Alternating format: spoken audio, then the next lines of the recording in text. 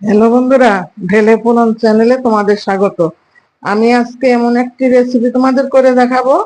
তোমরা তো ইলিশ মাছ অনেক রকম করে খাও, আমি আজকে সম্পূর্ণ অন্যরকম ভাবে তোমাদের রান্না করে দেখাবো। তো বন্ধুরা দেখো, আমি এখানে খুব বড় একটা 1 কিলোর উপরে একটা ইলিশ মাছের এখানে কিছুটা অংশ নিয়েছি। আর এখানে দিয়েছি আমি পরিমাণ মতো হলুদ, একটু লঙ্কা বাটা, পরিমাণ মতো নুন দিয়ে রেখেছি। এটা আমি মেখে নেব। আমি এবার মাছটা আমি মেখে নেব, দেখতে থাকো। মাছগুলো আমার মাখা হয়ে গেছে। এবার আমি মাছগুলো হালকা করে ভেজে নেব।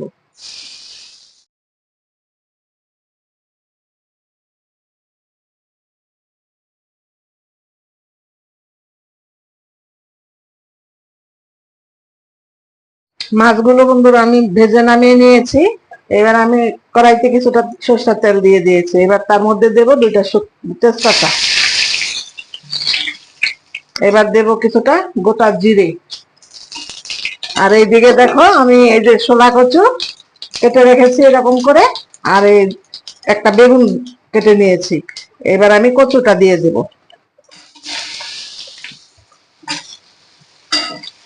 বন্ধুরা, তোমরা কে কে ছোলা কচু বেগুন দিয়ে এরকম করে তরকারি রান্না করো, আমারে কমেন্টের মাধ্যমে জানাবে।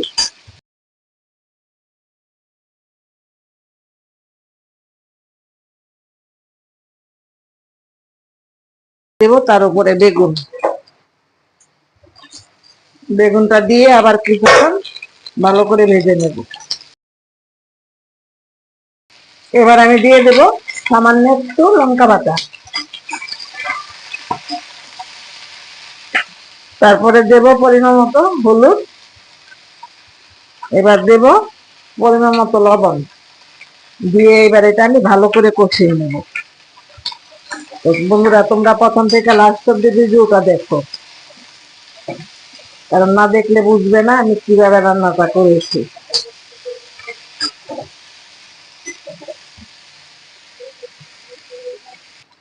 এবার একটা আমি মাঝারি সাইজের একটা পেঁয়াজ কুচিয়ে নিয়েছি, এই পেঁয়াজটা দিয়ে দেবো। তোমাদের যদি আমার আজকের এই রেসিপি ভালো লাগে, আমার চ্যানেলটা সাবস্ক্রাইব করে আমার পাশে থেকো। আর পাশে থাকা বেল আইকনে ক্লিক করে দিও এরকম নিত্য নতুন রেসিপি পাওয়ার জন্য। আর লাইক কমেন্টস করতে ভুলবে না। আর বেশি ভালো লাগলে বন্ধুদের মধ্যে একটু শেয়ার করে দিও। আমি আবার কিছুক্ষণ পরে তোমাদের দেখাচ্ছি। এবার আমি দিয়ে দেব কিছুটা পরিমাণ কাঁচা লঙ্কা বাটা। বন্ধুরা, তোমরা ঝালটা কম বেশি করে নিও। আবার কিছুক্ষণ আমি এটা আর কষিয়ে নেব। হয়ে গেছে। এবার আমি দিয়ে দেবো পরিমাণ মতো জল। দিয়ে একটু নেড়ে চেড়ে তারপরে বলক আসা অব্দি আমি অপেক্ষা করব। একটা তেজপাতা আমি ভেজে নিয়েছি। আর তার সাথে আমি কিছুটা পরিমাণ আদা নেব। আদা নিয়ে আমি এই মশলাটা বেটে নেব। মাছগুলি দিয়ে দেবো।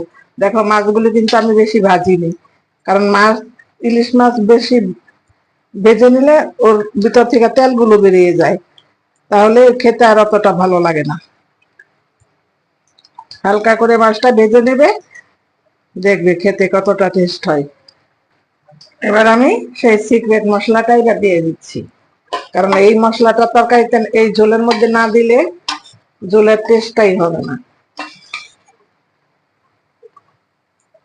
এই মশলাটাই এই ঝোলের টেস্ট দ্বিগুণ বাড়িয়ে দেবে। দেখো কতটা লবণীয় হয়েছে।